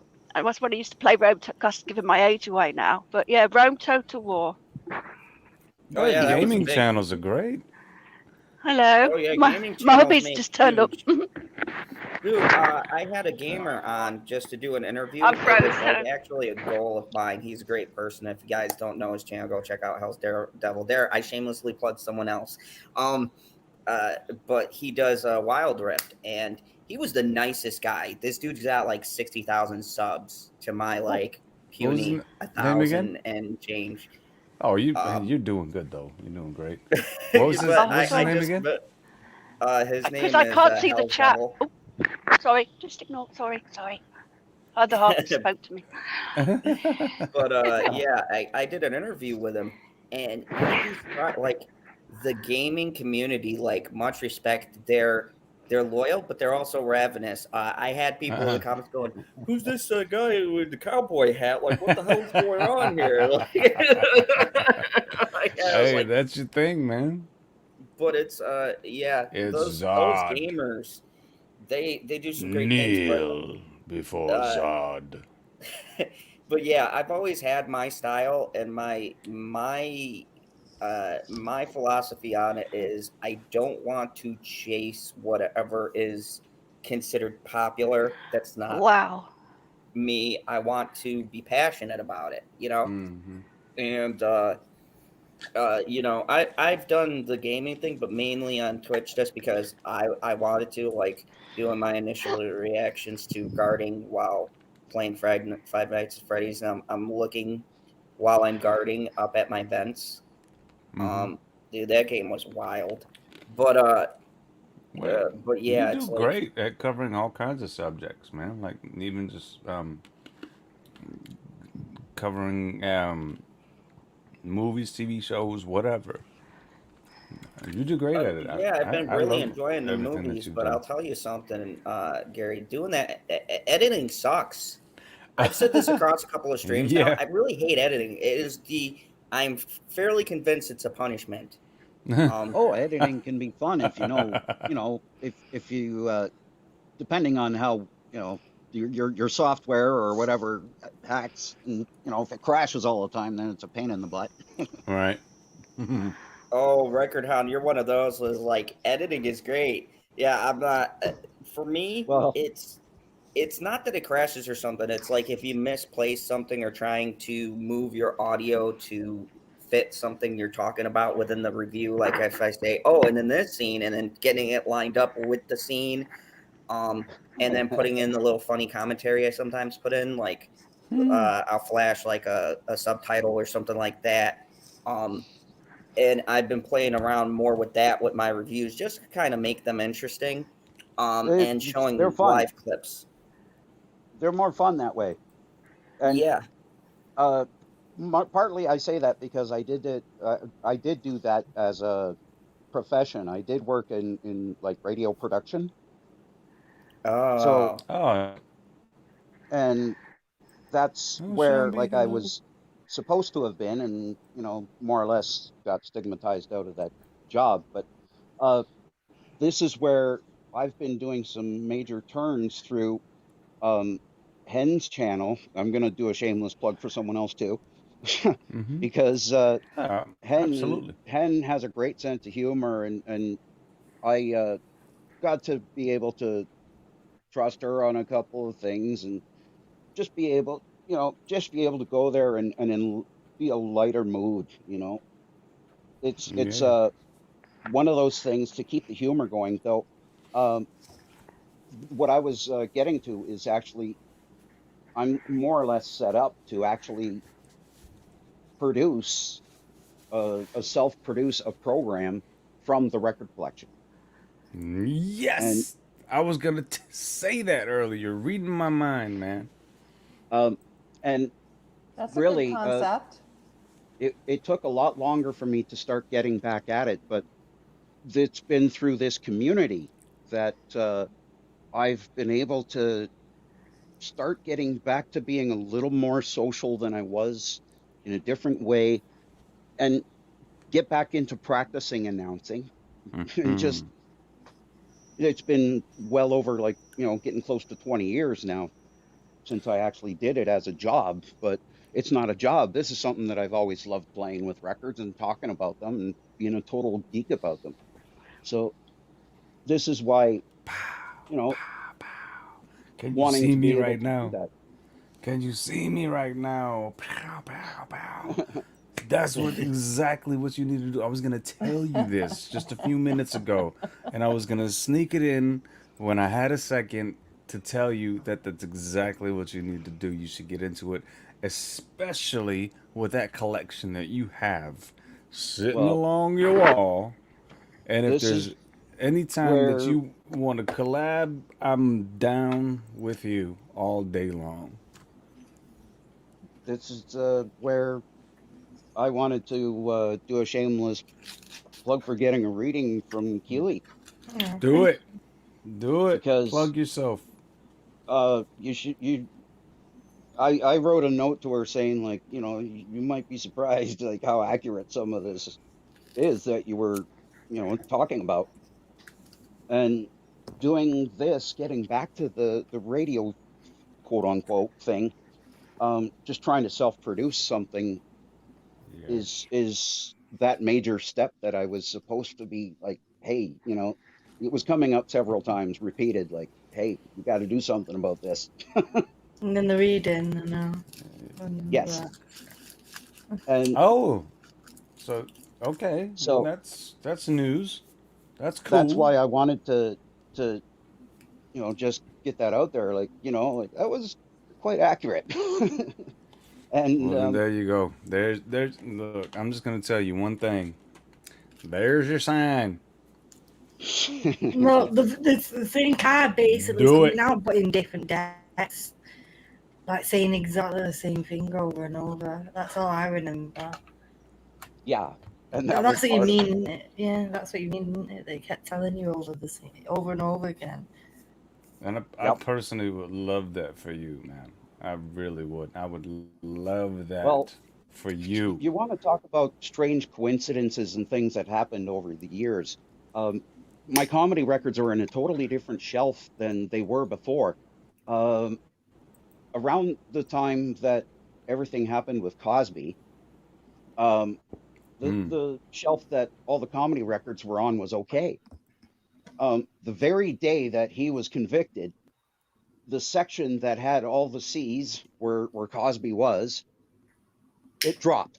It like the shelf just started falling apart from that one. And Oh wow. like I kind of took that as a That's pretty sign, like, crazy. okay, get these records the F out. And you know, they've been gone ever since. So but take that as coincidence, or maybe something was like, you know what, that's a message. I'm getting those out. Yeah. But yeah, Maybe just put those on the back burner. I'm not exactly into canceling comedy. Unfortunately, a lot of it is, was inappropriate. Very Yeah. true. And, they're products of the day, just like cartoons were for decades. We got to watch them, at least edited, but getting to Mm. watch the stuff on TV over those years, the Looney Tunes from the 40s, like, a lot of them were really rough at the time. Oh, that was a lot of adult humor in those. And, you never notice it as a kid, but when you go back watching it as an adult, you're like, oh my god. Well, that and inappropriate humor But that, it's like is still, very racist or very whatever, you know, but it was and still kind of funny. Oh, I don't know if I should comment on that. My whole oh, channel is Oh built yeah. on this Oh, argument. here we go. no, Side no. rant. See, Let's this go. is that's the only you would not be saying that if you actually knew like some of the records, the Pryor and Yeah, uh I grew up with Pryor, Okay, Canadian. guys. Eddie So at Murphy's this point, I Dangerous. think that the stream Anyway, has been completely hijacked by you Yeah. yeah. So you guys, know I what? I'm gotta sorry. say. Yep. So Sorry, guys. I'm Julie sorry. I'm helps. gonna bow out. I think that Rob's Rules is going to be streaming shortly, and I got a couple things to do before that. But thank you very much for having me I on, Keely. I appreciate it, and Thank you for coming. Yes. thank you everybody for being here. And I hope we can do it again. I understand that we're going to do this on domestic violence as a topic every yes. I'm Friday for sorry. the I month of kind of October, hijacked which is there. Domestic Violence Awareness Month. That's I'm right. gonna Yeah, let you guys get we back to went a your bit guy left. stuff. No, Bye. Sorry sorry. about that. Elsie, it's so nice to see you. Thank you. It's been Great great. to You meet Thank bet. you. you. Take care. Thank you for I coming, really appreciate you Nancy. coming. Yeah, we did take it a little bit on another I'm not used to tangent. being, I'm not used to talking that much. I'm sorry. No, you've not done No, you're anything great. wrong. Yeah, that Obviously, we had a breather, didn't we? And we got a little bit off course. Yeah, that was my fault. I apologize. no, I Because it think was it was getting. good. I think that being that we're going to be, I assume, doing this all month, it's good to have those breathers. Yes. Mm, Because this is tough on us, but it's probably tough on the comment section too, yeah. and the people in the chat uh, about this isn't it isn't easy talking about these things, and I think it is good, yeah, to have exactly Echo Spice to have some lighter topics to kind of end with because uh, you know, long story short, this is yeah, this is hard. Mm-hmm. This is hard stuff. But it's necessary stuff. And to Yeah. get into my mini rant with Record Hound, that is why I like the old comedy, is because at the end of the day, they said things that were extremely hard to talk about. Eddie Murphy, Richard Pryor, uh, they tackled taboos.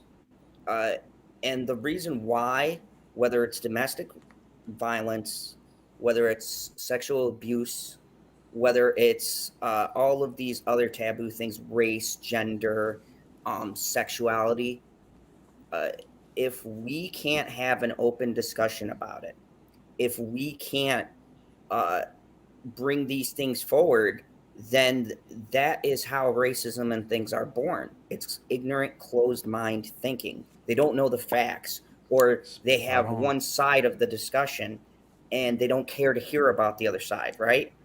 Yeah. And I Hmm. think that is why it's good sometimes to make fun of these things, to have these conversations, to have a lighthearted approach to it, because at the end of the day, the message gets out there, and maybe it gets delivered in a way where yeah, people will laugh, but they'll go home and they'll think about it and they go, yeah, I know someone who was who's dealt with racism or sexism and stuff like this. It opens up the conversation in a sort of sneaky way of going about it, is Mm. how I look at it when comedians do it.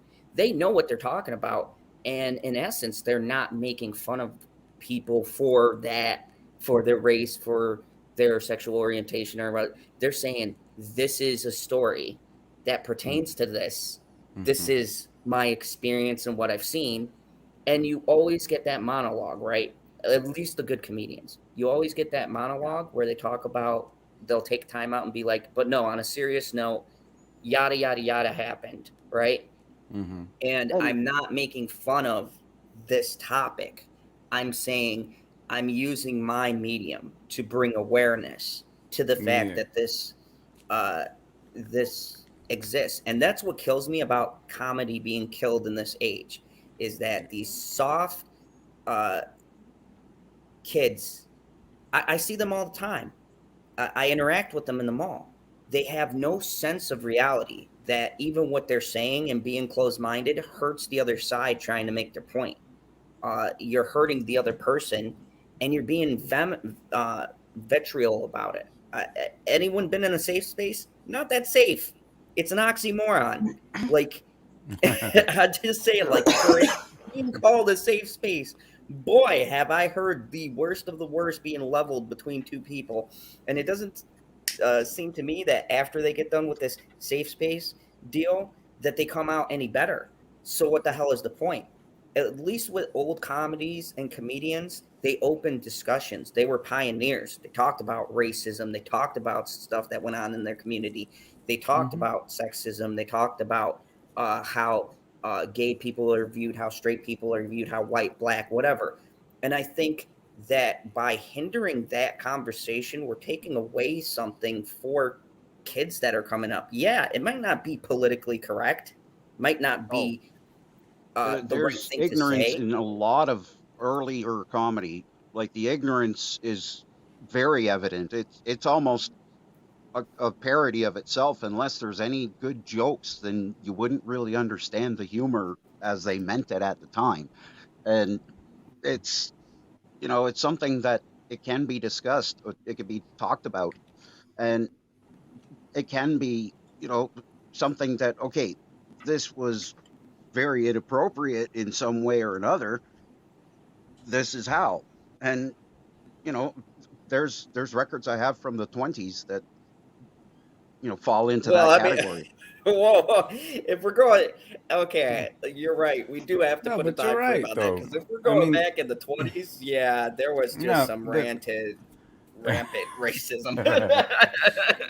yeah, but you both make great and valid points, man. They're able to do it in such a manner that you can have a laugh about it, but they're always able to change the meter and like make it a valid point as well, because there's always a point. If you see like the best comedians that really want to make a valid statement, they'll draw you in to listen to what you're talking about as well. Like even like George Carlin, he'll do the same thing. Oh. And Or he was one currently of all the heat that Dave Chappelle is picking up, and and it's yeah, because exactly. his comedy is straightforward that way, and he's holding no bullets back. But I exactly, but watched the comedy he's special, and genius honestly, about it. I haven't seen that yet. Don't no spoilers. no spoilers, but I will say, I found this one interesting because unlike Sticks and Stones, his last one, there was Hmm. some laughing points. This one felt more of a philosophical debate. I mean, I did laugh, but there was a lot of things that made you think that he was saying, like thinking about it as opposed to just setting up the joke. Like some of the jokes were in Hmm. there, but Well, it the felt other like one he was now, having and more I of a can't use discussion. my headset. Yeah, Yeah. but we were talking about DV. Oh, what? DV. I'm gonna find Hey it. there, sexy. Hello, sexy boy. Who's that back there? My other half. Hello. Oh, he's gone to bed. Right, I'm sorry. I had to change tab because the other one died, and I haven't got my mic on this one. No, Connection. that was like the perfect timing ever. We're talking Alright, about Gareth. comedians and stuff. I'm sorry. Yeah, this. You all right, Gareth? Hello. I'm alright. Hi, You? Kylie. Oh, Hey. Gareth, please. Yeah. I've got the volume right. What do you want? My child. That couldn't have been timed more perfect right there. Oh, don't worry about it. You're in the lounge with her. That's awesome. Embarrassing. Don't believe it.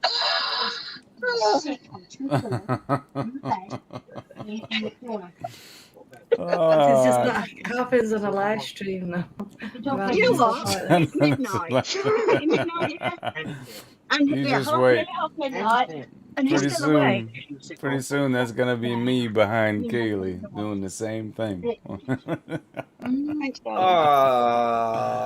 Oh, Oh, you'll see. Hey, Gareth, pick You'll up the see. phone. He said singles. Gotta sing now, Danny. Oh, Danny boy. How much is it to mail a record of that to you? Oh goodness. I'll pay whatever you I want. missed Gary singing then because I couldn't hear you. There we are. I was Right, singing yeah. Danny Boy. Oh, I'm Danny very Boy. What's the matter? Sing it. He's nearly naked. He's You getting sing away it with for it. us So why now. can't I? I might even have Tom Jones singing it. I'm Come on now. trying to change. Sing it for Oh us. my word, this is so Danny embarrassing. Boy. Okay, Oh my God. I have Right. to have a wee. Why I'm did you put the sorry. light on? wasn't me. Because Right, you're I turning tried, on. I was tucked out the way, right, and now my tap You're died. I load up my other one, and then it's like all hell breaks loose. Oh my I God. smack You're your getting hand you're on getting the all thingy the of women our excited over here now. TV. What do you do? Yeah. Look, If my Keely leaves me for you, I'm gonna be very upset.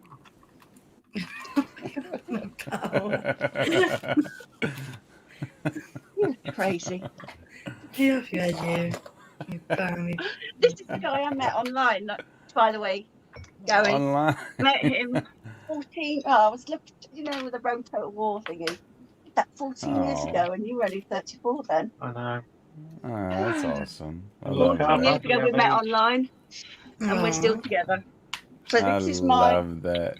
happy ever after. That's going. Nice. Oh, much love, both of you. I'm gonna steal them Yeah. away from you if you don't Yeah. turn Yeah, off that we light were- again. We met for a game, didn't we? Yeah. Met for a Yeah. game. Oh, 250 miles away. that's so cool. I love that. Yeah. And you knew my ex, didn't you? Yeah. Yeah, I don't love think that. you look. I've seen some bad comics. I'd have to hear your stand up, but hey, want to be a Joaquin senator, Phoenix this was is pretty bad. terrible. We saw where that led. Sorry, I love that movie. I will reference it every chance I get.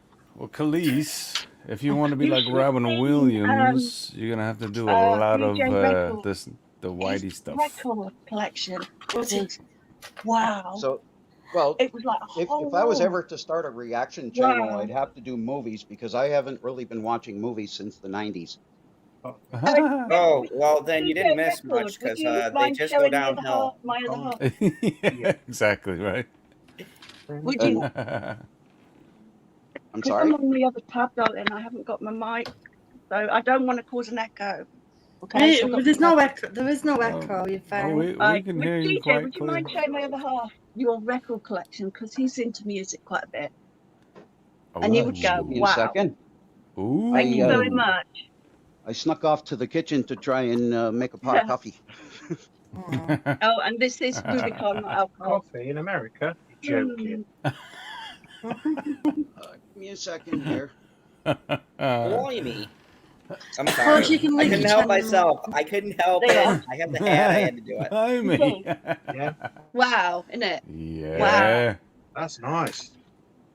Totally wow. Yeah, hang on to that. That's amazing. Great put. Got any kind of count? I'm Mm. sorry.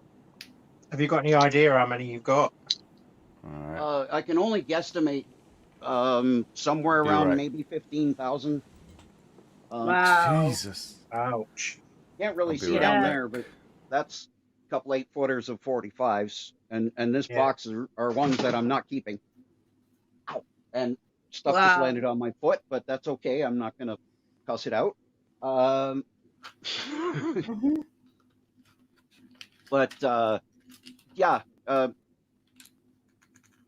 It's such an amazing Out of everything I've collection. lost, I miss my mind the most. Love that. Ozzy Osbourne. a local artist made that. But yeah, music is pretty well it's been saving me. These are pretty well my closest friends for my life. Mm. Unfortunately, in some same. ways, but I could just be, doing flip throughs of records while I'm talking, like Crazy Horses by the Osmonds. That's actually gotten to be a metal classic. There'll be a lot of people who would love that. These Bugs Bunny albums, that's actually Mel Blanc on them, and Dr. Seuss. Yeah. One of the dirtier ones, but she was a burlesque singer starting in the late 50s and making albums. There's Peter Ustinov. You might know him just as an actor, but he did this comedy album from the TV show, from the Tom and Jerry cartoons, Wow, kids' records, Howdy Doody show. Oh, My gosh, wow. everything. Yeah. This is Mickey one of the Mouse. very I first. had that. Did you? This is Yeah, the my first brother vinyl crashed record I was crashed given. his car and smashed it up. 1 minute, guys. This is my very first vinyl record I ever got, That was yours as well. Yeah, wasn't it was mine. and it was given to me by my grandmother. I mean, Wow. when I was 6 years old, I think.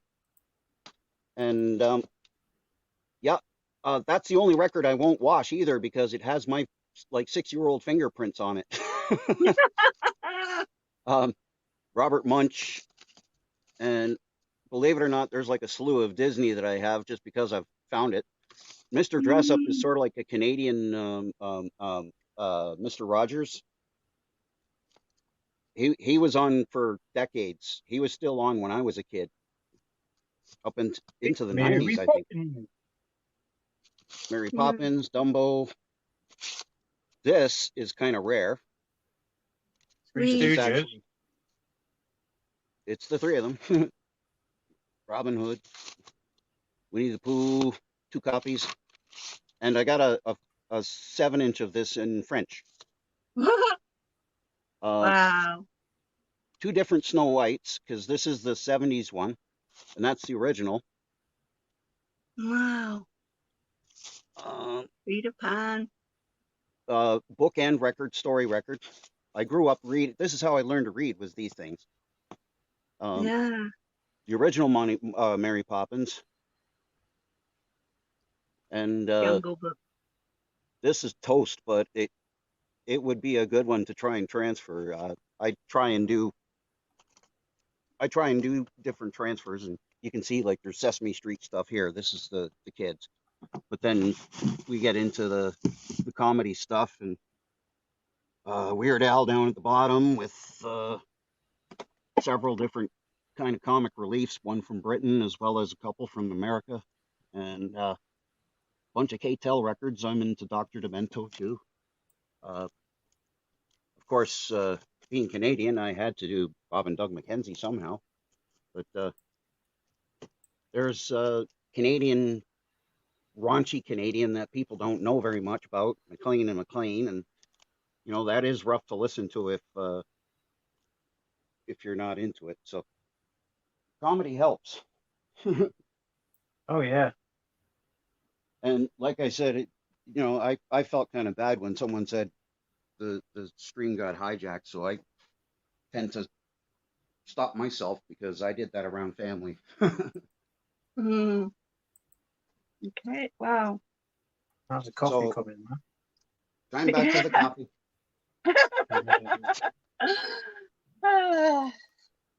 Okay, I'm- guys. Can you hear I've me? calmed now? down a bit. Okay. I'm really sorry about back there. Now it was That's like okay. freaked out by a bit. Oh, you're fine. I'm so I'm grateful that you everyone was able to talk and to hear everyone else, because Yeah, I only really spoke about my childhood. Didn't really get to speak about my other half. Well, you can that's come on quite a again heavy for another subject. one if you want to.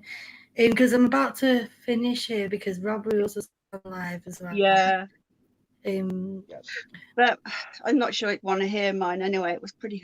It was more I'd hear it. sexual and emotional than physical, than the violence. Yeah, but that don't matter. It's about you being able to share this in Yeah. your way, and that'll help it's other how you people feel come comfortable forward. about it. Yeah, Yeah. absolutely. But you've Super been there proud of for you. it all for me, haven't you? Jay's been an horrendous support. My other half. Been Mm. together now 17 years. Love that. Yeah. I just Love you Yeah. too. thank you all for coming, and thank you all you guys for watching and supporting. I hope I was able to help someone. I know it was just the childhood stuff, but You look tired, Kaylee. I'm all right. I'm fine. I'm totally fine.